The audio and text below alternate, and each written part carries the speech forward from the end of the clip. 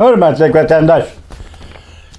Davamı degende Xuda halısı davamı atiga qaldı müşünün sizlige 3 qetim vəd 2 qetimni vədinin vəddisindən çıxanmadım səbəbi mən kelər qetim tərcümə qılıb elib kelmən degici vəziyyət yeni fikir oturuq kep qılıb onun besilib qalışığa məcbur boladı ekan adam. Hazır endi məni bugün yəni tayyorlagan 2 parça leksiyan bardı. O leksiyani bugünkü bunun qatarı qo'shishni xohlamadim. Chunki bu 2 parça leksiya fojia Uyg'ur millatining beshidagi tragediya. Muşunaga münasibetlik davamlı tercüme qilishim kerakda atayyorlagan 2 parça maqolani bunun qatori qo'shishni xohlamadim. Mush ikkisini ayrim sizlarga so'zlab berdim vatandoshlar. Bunun yana davomı bu Amerika ovozida. Ata onu yetkizman. Endi bugun chislag'i shuni deyli. Chislag'i 2022 yil 5-ayning 27 kuni endi sizlarga so'z deymiz degan muhokama vaziyat va muhokama sizlar bilan birga shuni boshlayli. Birincisi başta elip aytdik. Li Keqiang 5-ayning 25 kuni bütün memleket boyunca 100.000 kişilik ekran söhbeti o'tkazdi.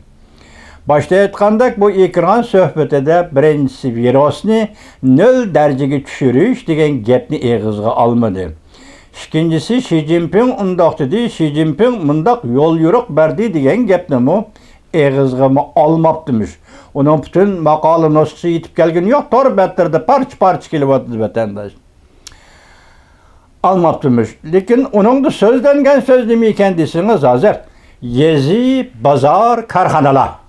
Asosiy dehqonchilik rayonlari, yezi dehqonchilik, anda dehqonchilikdan boshqa shaharlar, yezi o'tirisidagi munosabatlarga bog'liq qoldi.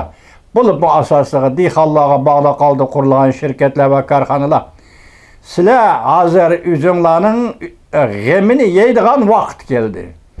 O'zinglarning dardini o'zinglar tugatadigan vaqt keldi. Markaz yoki yuqori qaysi bir organdan sizlarga yordam bera oladigan kuch yo'q. Shunga o'zinglarning g'amini o'zinglar qilinglar, o'zinglarning dardini o'zinglar qilinglar degan ma'nodagi iqtisodga munosabatlik 100.000 kishilik yig'in ekan vatandoshlar. Hozir Xitoy torbiyatları shuni muhokama qilyapti. Buningdagi mazmunlarni Remeri Bowdak cho'ng gazetlar tilga elib boqmagan gap. Li Keqiangning ismini mu eg'izga olmay ancha-muncha buritmilab tanqid qilgan gap. Anda Li Keqiang mi Xi Jinpingning ismini bu 100.000 kishilik yig'inda eg'izga olmagan gap. Bu jarayonlarning nima ekanligini siz biz to'liq bilmaymiz vatandoshim. Hozir partiya yoki Jungo partiyasining ichida bo'layotgan ishlar deyli yoki markazdagi ziddiyatlar deyli Xitoycha kurash, Xitoycha inqilob turi deb shundoq deyli.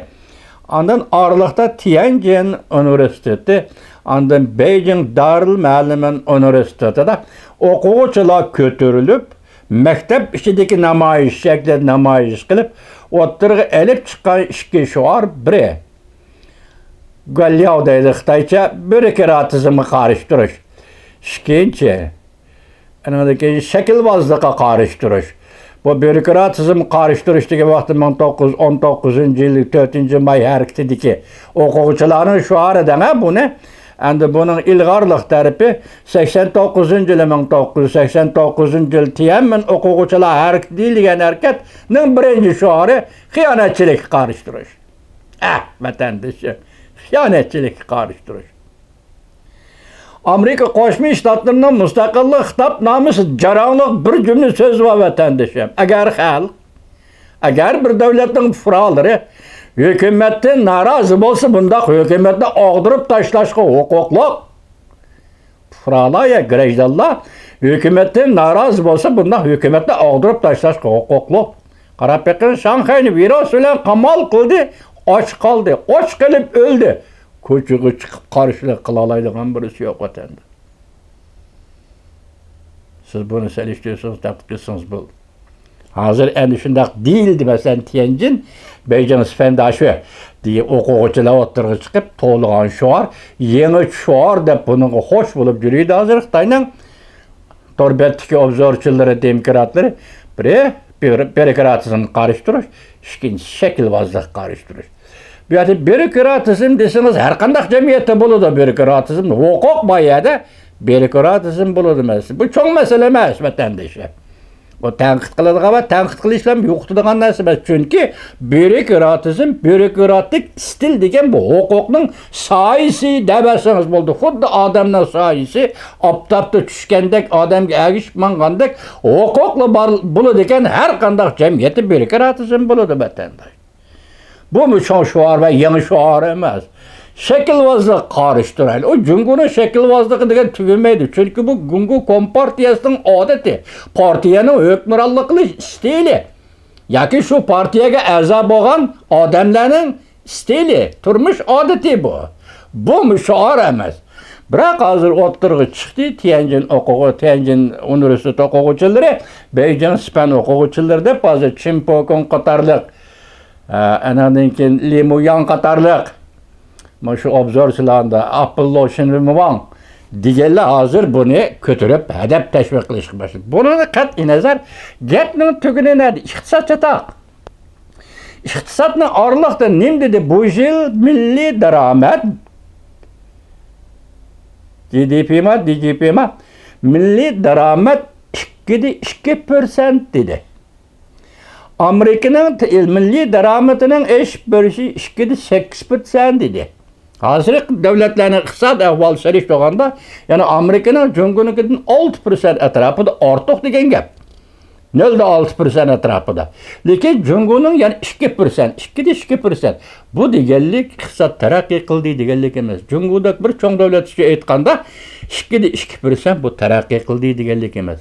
Hozir yani bir torbet geldi, torbete haber geldi vatandaş. O haberde nime değildi desiniz. Bütün memleket, Cumhur memleketi boyunca Rong'un kenşice demdi, Rong'un kenşice mi şundak bir torbeti. Bütün memleket boyunca hazır öy seti oladigan iş tugapti. Meyli bankadan qarz edip öy seti bilish bolsun.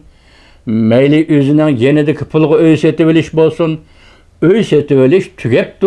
Şunu bu torbetni başqurguchi nayt hayajan, nayt ümitsizlik hayajan degende Cumhur iqtisodina mushkuli kelishi axir onun siyosiy tizimda o'zgarish hosil qiladi degan nuqtada hayajan, ümitsizligi endi Cumhur nega bordi degan nuqtadagi ümitsizlik. Öy seti bilish tugapti. Onun ustiga hozir bir xabarni ko'rdim. Ümit Sadosi degan torbetida nima deydi desangiz, hozir Cumhurda bir necha banka, asosli yerlik bankalar, markazlarlik bankalar emas, jiddiy puralar, greydallar bas-basdi bankadan pul elish, o'zi keraklik pul elish, xarajat keraklik pul elish, yemek-içmek keraklik pul elish, bankaga o'chirat turib. Lekin o'chirat turishimi bu bankalar hozir puralarga, greydallarga bankadan pul beradigan ishini to'xtatgan gap. Bu desab Xenan o'lkasida boshlanganida bugun 12 banka dedi taxminan. Aniq sanat deganlik to'liqlab beri 12 shunchalik. 12 banka hozir pulni puralar, greydalar berish yoki sizning yana birisining bankada qo'ygan puli bor, u pulni sizning elish huquqingiz yo'q degan gap o'tandash. Banka bersa alalaysiz bu pulni, banka bermasa alamaysiz.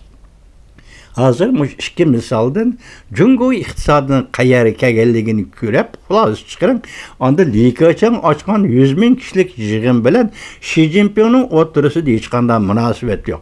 Masalan, hozir Xi Jinpingning shuari virusni 0 darajaga tushirish. Likachangning shuari 0 darajaga tushirish, 0 darajadan oshirish emas. Bugun Cumhurning iqtisodiy ahvoli intayin nachar. Biz o'ylashadigan, qiladigan ish mana shu hozir markazdagi o'zaro ziddiyatlar mana mushuning iqtisodga markazlashdi vatandosh. Onun ustiga butun dunyoda yetib kelayotgan ochliq krizisi. Bu Cumhur ham vahima bilan yetib keldi ochliq. Ukraina Rossiya urushi hozir butun dunyo ochliq krizisini paydo qildi. Hozir endi Cumhurga bu vahima bilan vahima shaklda yetib keldi. Moşu ziddiyetlerini qo'shganda Cumhurdagi iqtisod ahvoli Likachangning 100 ming kishilik yig'ini Jungnan qayda neritor, beritor deydigan ziddiyat paydo qildi desa, buning yo'q degili bo'lmaydi vatanda.